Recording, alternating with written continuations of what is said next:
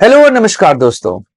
कई बार क्या होता है कि चुनाव देश की दिशा और दशा तय करने का काम करते हैं। पिछले 4 महीने में दो ऐसे चुनाव हुए जिसने देश की राजनीति के तरीके को बदला है। 4 जून 2024 के पहले का दौर सोचिए। क्या लग रहा था कि नरेंद्र मोदी हार सकते हैं? क्या लग रहा था कि बीजेपी 400 नहीं कहूंगा, क्या बीजेपी लग रहा था 300 के नीचे आ जाएगी? कोई नहीं सोच रहा था। एनडीए को हर कोई 350 तो मान रहा था और बीजेपी को सोच रहे थे कि 300 प्लस तो आएगी ही सीट उनकी। और मोदी एक तरीके से इनविंसिबल हो रहे थे, इसलिए कई सारे ऐसे स्टेटमेंट्स भी आए, सरकार के कई सारे ऐसे काम भी थे जिसने यह दर्शा दिया कि भाई व्यक्तिवादी राजनीति देश में चल रही है।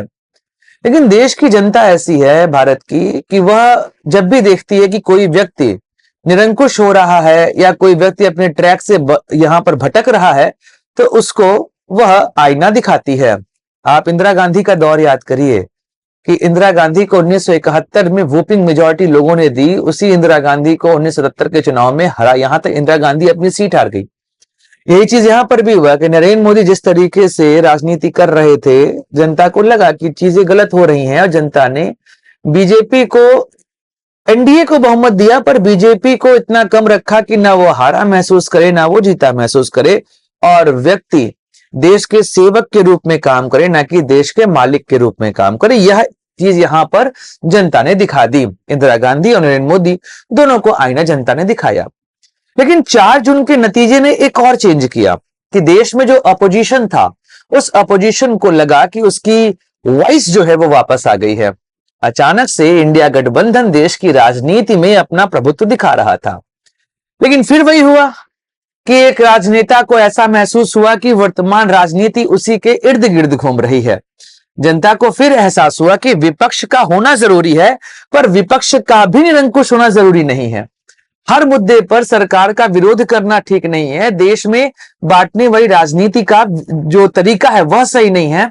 ऐसे में जनता ने विपक्ष को भी आईना दिखाया हरियाणा चुनाव के नतीजों के माध्यम से। तो ऐसे में आपको पता ही है कि हरियाणा चुनाव कांग्रेस जीतते जीतते हार गई और राहुल गांधी जिस तरीके से विभाजनकारी राजनीति की ओर बढ़ रहे थे, उस राजनीति को भी नियंत्रित किया और कहा कि आप कोर्स करेक्शन करिए, सही राजनीति करिए, ना कि देश को विभाजित करने का काम करिए। अब यहां पर चलते हैं जम्मू कश्मीर। जम्मू कश्मीर का चुनाव जिस पर हम चर्चा करने वाले हैं आज के वीडियो में कि आखिर ऐसा क्या हो रहा है कि जम्मू कश्मीर में उमर अब्दुल्ला इस समय कांग्रेस से दूर जाते दिखाई दे रहे हैं।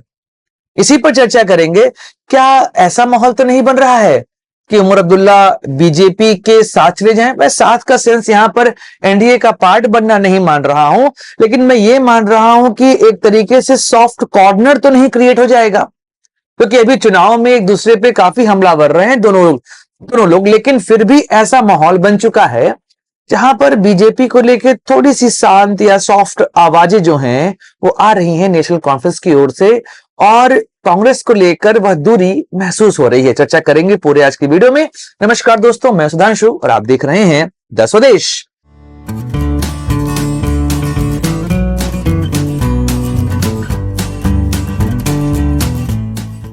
दोस्तों, उमर अब्दुल्ला शेख अब्दुल्ला के पोते हैं। शेख अब्दुल्ला जिन्होंने नेशनल कॉन्फ्रेंस बनाई 1932 में, आई थिंक यह पार्टी बनी थी।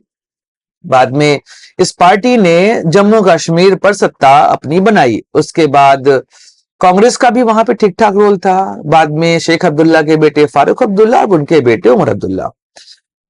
नेशनल कॉन्फ्रेंस हमेशा जम्मू कश्मीर की राजनीति ही करती रही है, बाकी देश में कहीं भी उनकी पार्टी का कोई वजूद नहीं रहा है। बाद में मुफ्ती मोहम्मद सईद ने भी एक पार्टी बनाई, उसका नाम था पीडीपी, और इस तरीके से जम्मू कश्मीर की राजनीति दो पार्टीज के बीच में सिमट के रह गई।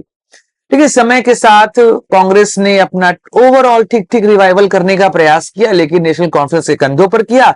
लेकिन भारतीय जनता पार्टी ने अच्छा खासा वोट बैंक जम्मू कश्मीर में, जम्मू के रीजन में अपने पास रख लिया।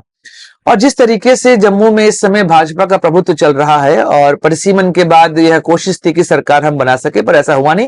लेकिन फिलहाल जम्मू में जैसी राजनीति वो कर रहे हैं और कश्मीर में भी उन्होंने अपना प्रेजेंस दिखा दिया है इस बार। तो नेशनल कॉन्फ्रेंस को यह एहसास हो गया है कि वर्तमान समय में उनकी राजनीति जो है वह बीजेपी के इर्द गिर्द ही घूमने वाली है। ऐसे में वह बीजेपी को साइड लाइन तो नहीं कर सकते, लेकिन कांग्रेस को जिस तरीके से वह देख रहे हैं वह दूरियां समझ में आ रही हैं। हुआ क्या? हुआ ऐसा कि नेशनल कॉन्फ्रेंस को इन चुनावों में जो सीट मिली है वह 42 सीट मिली है 90 में से, और जम्मू कश्मीर विधानसभा में 90 सीट है, इसलिए जो जादुई आंकड़ा है 46 का, लेकिन 5 नॉमिनेट हो रहे हैं तो 95 हो गए और जादुई आंकड़ा 48 पहुंच गया। तो ऐसे में 42 प्लस कांग्रेस के 6, यह जोड़ के 48, तो 95 होने के बाद उनके पास बहुमत का आंकड़ा है। लेकिन अभी उमर अब्दुल्ला ने एक स्टेटमेंट दिया कि 4 निर्दलीय विधायकों के समर्थन जो है वो उमर अब्दुल्ला को मिल गए। ऐसे में 42 प्लस यहां पर 4 जो है 46 हो रहे हैं, और अब कांग्रेस को लेकर वो थोड़े से साइडलाइन होते दिखाई दे रहे हैं। कांग्रेस को हमें यहां पर नहीं लेके चलना है कि हम तो बहुमत प्राप्त कर लिए हैं। अभी जब उनसे पूछा गया कि क्यों कांग्रेस से आप दूर जा रहे हैं, तो उन्होंने कहा ऐसा कुछ नहीं है, कांग्रेस से दूर नहीं जा रहे हैं, लेकिन कांग्रेस ने जिस तरीके से जम्मू कश्मीर में चुनाव लड़ा उसको लेकर मैं दुखी बहुत ज्यादा हूं। उन्होंने कहा कि हमारे बीच में सीटों का डिस्ट्रीब्यूशन हुआ, जहां पर 51 सीट मुझे दी गई, मतलब नेशनल कॉन्फ्रेंस को, 32 सीट जो है वो मिली कांग्रेस को, और 5 सीट पर इनके बीच में फ्रेंडली फाइट देखी जा रही थी। जम्मू के रीजन में बीजेपी का प्रभुत्व था, और उसके बाद भी कांग्रेस जम्मू के रीजन में लड़ाई नहीं लड़ती है। वो टिकटों का बंटवारा बहुत गंदे तरीके से करती, यहां तक कि कश्मीर में ही प्रचार करते जो हमने कांग्रेस को देखा, जम्मू में उन्होंने प्रचार तक नहीं किया। ऐसे में केवल 6 सीट कांग्रेस जीत कर आई। इसका मतलब कांग्रेस का परफॉर्मेंस जम्मू कश्मीर में बहुत बहुत ही खराब रहा, और सारा दारोमदार जो है वो नेशनल कॉन्फ्रेंस पर आकर, जो कि 51 सीट में से 42 सीट जीत कर आ रही है, तो स्ट्रैकेट काफी शानदार जो है यहां पर उनका देखा गया। तो ऐसे में कांग्रेस ने जिस तरह का एटीट्यूड दिखाया जम्मू कश्मीर चुनाव में, इसको लेकर नेशनल कॉन्फ्रेंस के अंदर गुस्सा देखा जा रहा है। लेकिन जो प्रमुख मुद्दा है वह है धारा 370। देखिए, जिस समय चुनाव चल रहे थे उस समय उमर अब्दुल्ला बहुत एक्टिवली कह रहे थे कि हम धारा 370 जो है वो बहाल करवा के रहेंगे, लेकिन धीमे धीमे उनको पता चला कि केंद्र में सरकार बीजेपी की है। ऐसे में जिस सरकार ने 370 हटाया, उसी सरकार से 370 लागू करवा पाना असंभव है। और एलजी की ताकत बढ़ चुकी है, क्योंकि जम्मू कश्मीर इज काइंड दिल्ली। दिल्ली में जैसे यहां पर पूर्ण राज्य का दर्जा नहीं मिला है, एलजी के पास शक्तियां हैं पूरी की पूरी, वैसे ही जम्मू कश्मीर में भी एलजी के पास शक्तियां हैं। उमर अब्दुल्ला को पता है कि चाहे हम सोशल यहां पर लॉ एंड ऑर्डर की बात करें, सोशल जो वहां पे एस्पेक्ट है उनकी बात करें, या किसी भी मुद्दे पर हस्ताक्षर की बात करें, यह सब पावर एलजी के पास अर्थात उपराज्यपाल के पास रहनी है, और उपराज्यपाल नियंत्रित होंगे दिल्ली से। वैसे में अगर इनसे बना के नहीं रखा जाएगा तो काम करवाना आसान नहीं होगा। देखिए, इनके सामने दिल्ली का एक उदाहरण है, जहां पर दिल्ली की जनता कई बार अरविंद केजरीवाल और नरेंद्र मोदी के बीच में हो रही शक्ति प्रदर्शन की वजह से परेशान रही है, और उमर अब्दुल्ला ये नहीं चाह रहे हैं। देखिए, 2014 के बाद जाके अब चुनाव हुए हैं, ऐसे में उनको पता है कि आने वाले समय में जम्मू कश्मीर को लेकर हमें काम करने की आवश्यकता है, और जम्मू कश्मीर में चीजें ठीक करनी पड़ेंगी, और उसमें हमें मदद पड़ेगी बीजेपी की। तो ऐसे में बीजेपी के साथ अगर हम चलें, साथ में साथ कंधा मिलाकर चलें, तो फायदा हो सकता है, और कांग्रेस से हमें कुछ भी नहीं मिलने वाला। यहां तक कि कांग्रेस स्टेप तक नहीं ले पाती है, कड़े फैसले लेने की बात तो बहुत दूर की है। तो बीजेपी के लिए एक सॉफ्ट कॉर्नर डेवलप हो रहा है कि भाई अमित शाह और नरेंद्र मोदी दोनों ही जम्मू कश्मीर को पूर्ण राज्य के दर्जा देने की बात से सहमत हैं। ऐसे में अगर वह दिल्ली के साथ अपने रिलेशंस बढ़िया रखेंगे तो पूर्ण राज्य का दर्जा तो वह आराम से यहां पर दिलवा लेंगे जम्मू कश्मीर को। और 370 तो वैसे भी केवल चुनावी शगुफा जो है यह इस चुनाव में रह गया था। जम्मू कश्मीर के लोगों को और वहां की सभी पार्टी को पता है कि 370 जो है उसको यहां पर हम बहाल नहीं करवा सकते। एक और चीज यहां पर दिखाई दी जिसकी वजह से भी नेशनल कॉन्फ्रेंस बीजेपी के सॉफ्ट कॉर्नर उसके लिए बनता जा रहा है, वह है एस जयशंकर का एससीओ समिट के लिए पाकिस्तान जाना।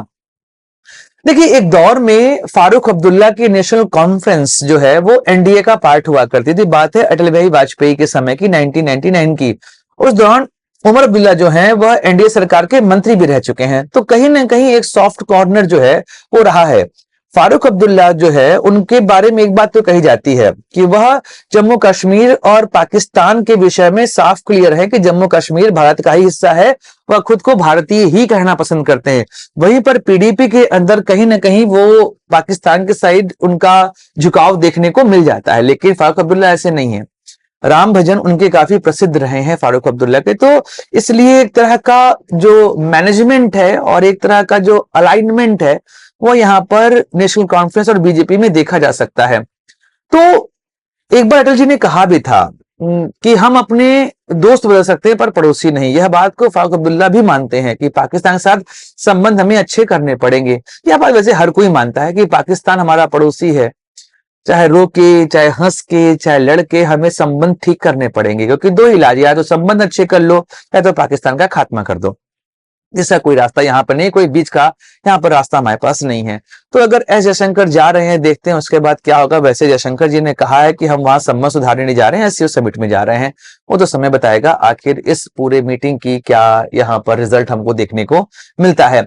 लेकिन जैसा माहौल इस समय दिखाई दे रहा है जम्मू कश्मीर का और नेशनल कॉन्फ्रेंस जिस तरीके से बीजेपी की तरफ थोड़ी सी जाते हुए दिखाई दे रही है, क्या पता आने वाले समय में इंडिया गठबंधन की सरकार जम्मू कश्मीर में हटे और एनडीए की सरकार वहां पे दिखाई दे और नेशनल कॉन्फ्रेंस जो है वो एनडीए का पार्ट बन जाए।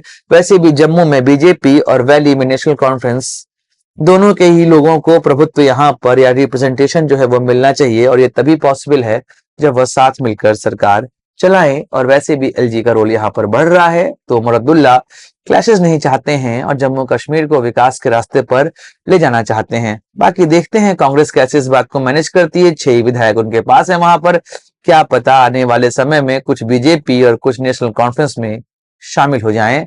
दोस्तों, चर्चाएं चलती रहेंगी, राजनीति देश की होती रहती है। मिलेंगे अगले वीडियो में, चर्चा करेंगे किसी और मुद्दे की। इजाजत अपने सुधांशु को लाइक करिए, शेयर करिए और सब्सक्राइब करिए इस चैनल को। जय हिंद, वंदे मातरम, भारत माता की जय।